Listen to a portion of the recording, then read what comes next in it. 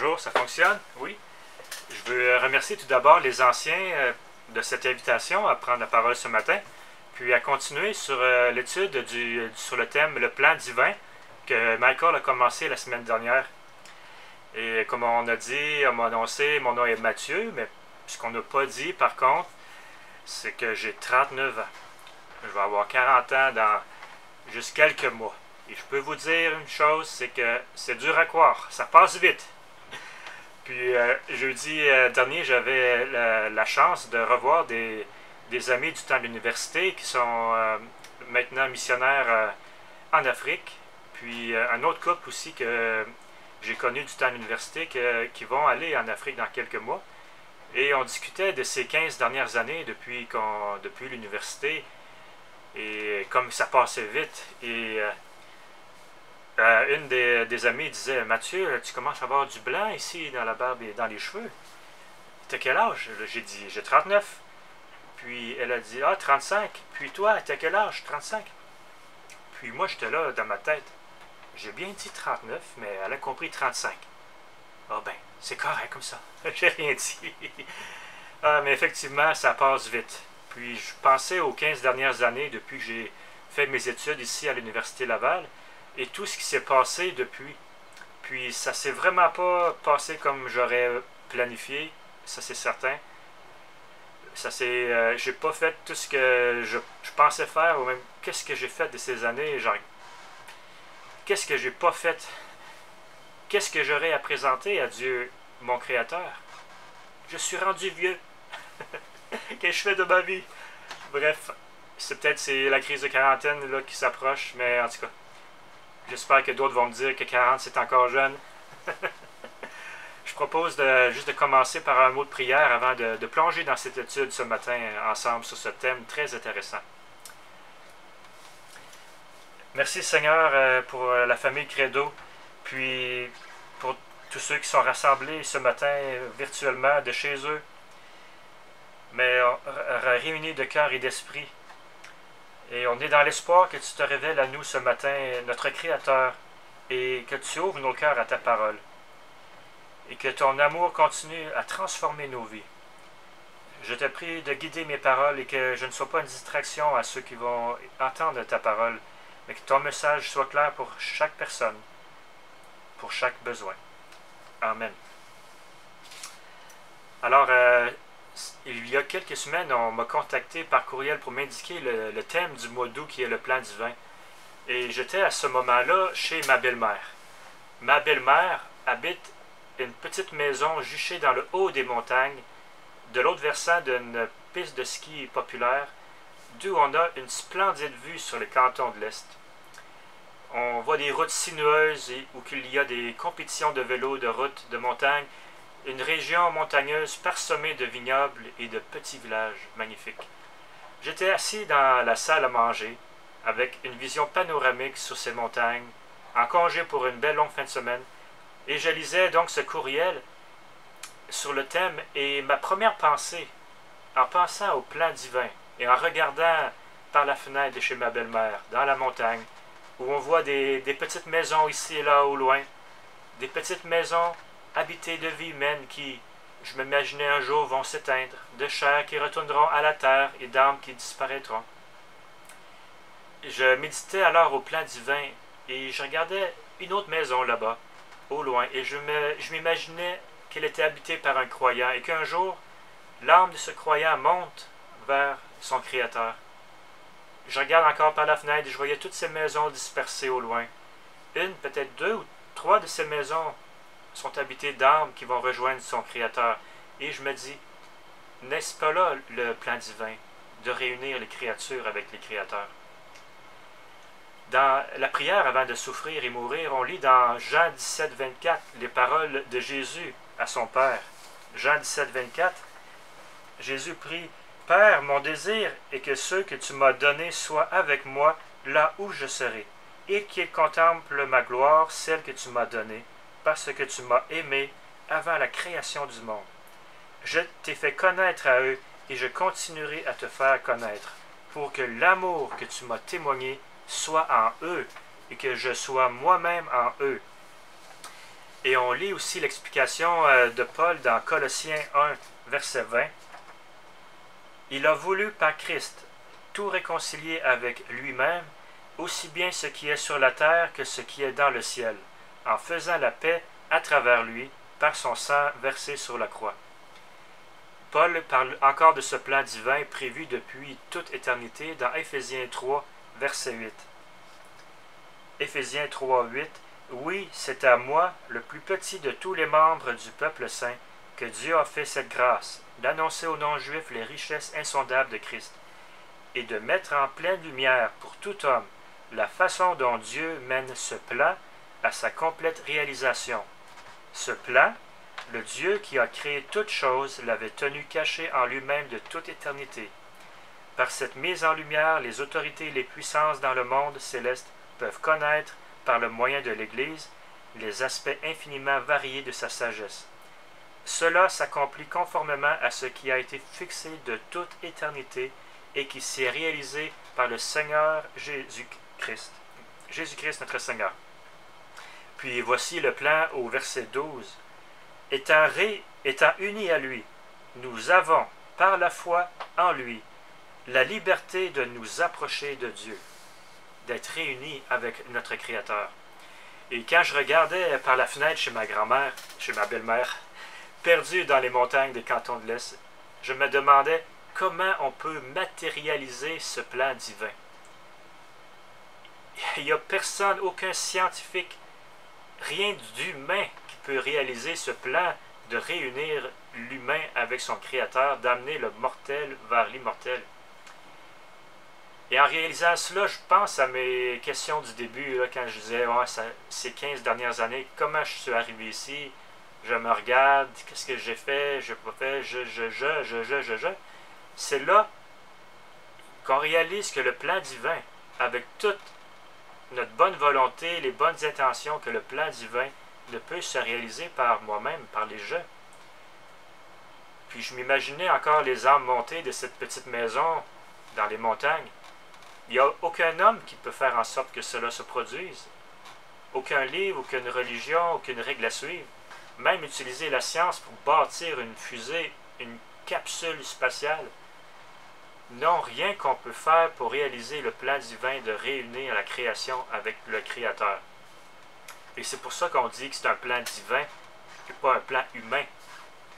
Puis un autre verset super important sur le plan divin, qui illustre ce que je viens de dire, est dans Éphésiens 2, 8. C'est un verset qu'on connaît bien. Car c'est par grâce que vous êtes sauvés par le moyen de la foi. Cela ne vient pas de vous, c'est un don de Dieu. Hein? Cela ne vient pas de nous, c'est un cadeau de Dieu. C'est une grâce à cause de son amour. Ça faisait peut-être pas 1 heure que j'avais reçu le courriel et je méditais déjà à tous ces sujets. Puis c'est drôle parce que des fois, en tout cas pour moi, c'est quand on n'est pas chez soi, dans notre confort de la maison familiale, quand on est en déplacement, en voyage d'affaires, en vacances ou dans un autre pays, quand on est hors de notre zone de confort, c'est souvent un bon temps pour réfléchir.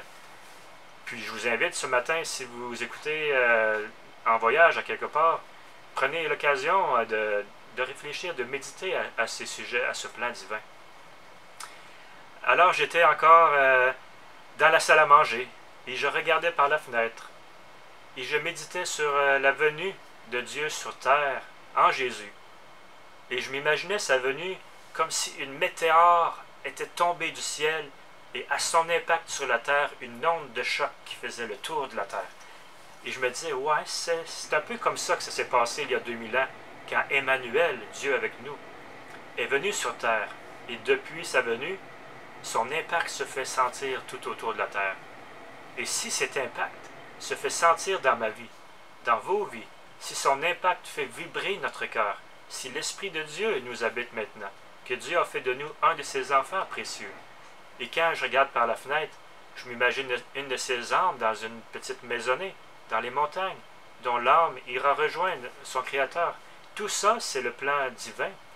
Et cela vient de l'impact de la venue du Créateur, de la révélation de Dieu, de l'Emmanuel, Dieu avec nous.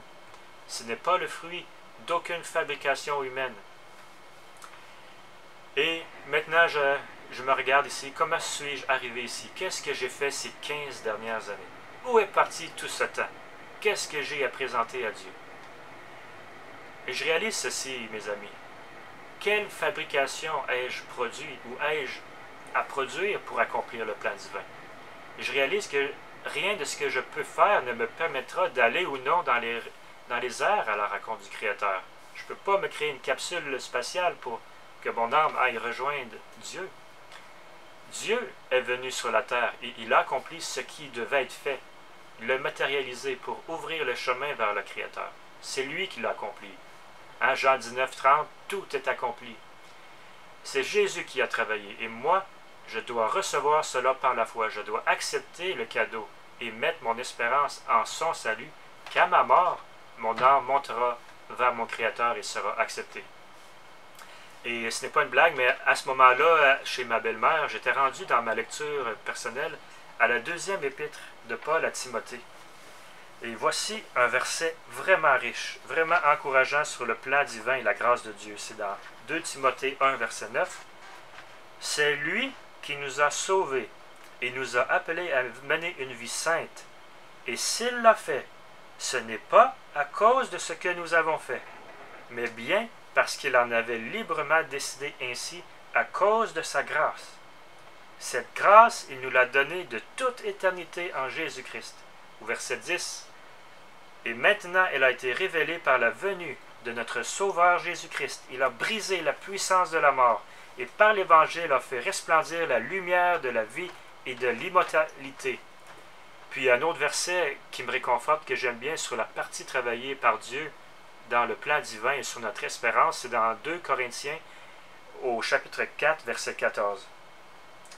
Nous savons en effet que Dieu, qui a ressuscité le Seigneur Jésus, nous ressuscitera aussi avec Jésus et nous fera paraître avec vous en sa présence. C'est donc par la foi qu'on peut croire que nous sommes sauvés et que nous serons sauvés, c'est-à-dire qu'après notre mort, nous revivrons en sa présence dans la joie. Comme il a ressuscité le Seigneur Jésus, il nous ressuscitera. Et en regardant dans les montagnes par la fenêtre, je me disais, et ça m'arrive aussi de temps en temps de me demander ça, comment il fait Dieu pour savoir dans quelle petite maison il y a une âme qui montera à lui, laquelle il va aller chercher, lesquelles malheureusement vont pourrir en enfer pour l'éternité. C'est quoi le procédé derrière ça? C'est tout un mystère, du moins pour nous les humains, mais pas pour Dieu, pas pour le plan divin. La Bible nous explique même ce mystère de comment on est certifié, sur quelle base on peut entrer dans cette capsule spatiale pour monter vers le Créateur, sans avoir de ticket tangible à montrer, de certificat de baptême. C'est écrit noir sur blanc dans la Bible, mais même là, c'est difficile pour nous de saisir cela avec notre intelligence humaine limitée. C'est pourquoi je dis que ça demeure un mystère. Et c'est dans Romains, chapitre 8, et ça commence avec un verset qu'on connaît bien, le verset 28, je lis. « Nous savons en outre que Dieu fait concourir toutes choses au bien de ceux qui l'aiment, de ceux qui ont été appelés conformément au plan divin. En effet, ceux que Dieu a connus d'avance, il les a aussi destinés d'avance à devenir conformes à l'image de son Fils, afin que celui-ci soit l'aîné de nombreux frères et sœurs. Ceux qu'il a ainsi destinés, il les a aussi appelés à lui. Ceux qu'il a ainsi appelés, il les a aussi déclarés justes, et ceux qu'il a déclarés justes, il leur a aussi donné sa gloire. » Ça, c'est tout un mystère. Puis, il y en a certainement pour casser la tête à beaucoup de théologiens, mais c'est quoi l'essentiel pour nous ce matin de ces versets? Puis pour moi, quand je lis ces versets, c'est de savoir que Dieu, notre Créateur, le bon berger, qu'il connaît ses brebis. Il nous connaît d'avance. Et le mystère, c'est qu'il nous connaît d'avance. Et ce qu'il faut se rassurer, puis c'était un peu la conclusion chez ma belle-mère, c'est que je peux me reposer dans sa souveraineté. Sa souveraineté, c'est qu'il est en contrôle. Qu'il a un plan divin. Et c'est OK. Il a tracé le chemin. il a fait ce qu'il devait être fait. Et il y a dans Jean 14,6, Jésus dit, « Je suis le chemin, la vérité et la vie. Nul ne vient au Père que par moi. » Puis ce matin, c'est la facette du plan divin que je voulais mettre un peu de l'emphase, c'est celui de l'amour de Dieu exprimé au travers de ce plan. Puis moi, ce qui me renverse de ce plan, c'est la façon dont il s'est manifesté, sa tendresse démontrée quand il a marché parmi nous. La tendresse de Jésus, son amour, l'amour du Père aussi, pour donner son Fils unique pour nous. Hein, car Dieu a tant aimé le monde qu'il a donné son Fils unique, afin que quiconque croit en lui ne périsse point, mais qu'il ait la vie éternelle, Jean 3,16. Et ce don du Fils de Dieu, ce cadeau, c'est un cadeau qui s'accepte uniquement par la foi, en réalisant qu'aucune capsule que je peux construire ne me permettra d'atteindre Dieu, et en réalisant que jamais Dieu ne pourrait m'accepter tel que je suis, noirci par le mal, devant lui, un Dieu parfait. Réaliser mon incapacité à atteindre les standards de Dieu. Réaliser que mes choix, mes pensées, mes actions, mes tentatives de créer des capsules spatiales, ma vie est contraire à celle d'un Dieu juste et plein d'amour. Et donc, en lui demandant pardon, lui demandant de changer mon cœur, ma vie, pour plaire à mon Créateur, en recevant ainsi son cadeau, son pardon, la foi en le sacrifice de Jésus-Christ, à la croix qui paye la conséquence de mes mauvaises actions et qui par la foi me rend pur aux yeux de Dieu, me rend blanc, propre, acceptable en la présence d'un Créateur parfait. Et c'est ça, là, tout le mécanisme qui fait qu'une créature peut être acceptée du Créateur, que pouf, l'âme ira rejoindre le Créateur à sa mort. C'est là tout un mystère. Et il s'est révélé à nous, plein de douceur, plein d'amour. Et cet amour nous invite encore aujourd'hui à une réponse, à le recevoir, à l'aimer en retour et à désirer une relation avec lui, le Créateur, à lui plaire et lui faire plaisir par une vie qui soit digne de notre foi en un Sauveur et Seigneur plein d'amour. Et certainement, ce plan divin, comme je le suggère, c'est de réunir la créature à son Créateur. Mais il nous a aussi créés en tant que créatures sur cette terre, et certainement qu'il a un plan divin pour nos vies pendant notre séjour ici-bas. C'est donc rempli de cet amour exprimé dans ce plan divin qui nous fait vibrer, que nous pouvons continuer à faire passer cette onde de choc qui continue à se faire ressentir autour de la Terre depuis 2000 ans. Puis je repense à mes amis missionnaires que j'ai eu la chance de revoir jeudi et qui sont vraiment des modèles pour moi de vie dévouée à amener cet amour dans des régions où Jésus est inconnu. Ce sont des modèles, des héros certainement, mais nous tous, où que nous soyons sur la terre, on fait partie du même plan divin et on contribue tous ensemble à faire résonner cet écho, cette onde de choc, lorsque le Créateur, il y a 2000 ans, est venu vivre parmi nous et donner sa vie par amour pour nous ouvrir le chemin et permettre à des créatures d'être unies avec lui pour l'éternité. Quelle belle espérance!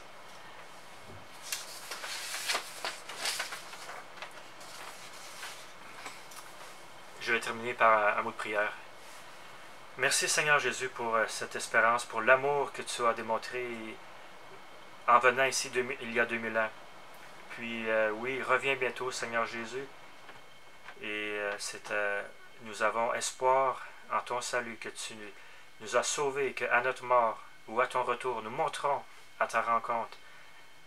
Pas à cause d'une capsule spatiale qu'on aura conçue et que nous réussirons à atteindre un endroit où tu existes, mais dans l'espérance que toi tu as accompli, tu as tracé le chemin, que tu sais qui nous sommes, tu connais tes brebis et que tu viendras prendre notre âme et pour habiter avec toi pour l'éternité.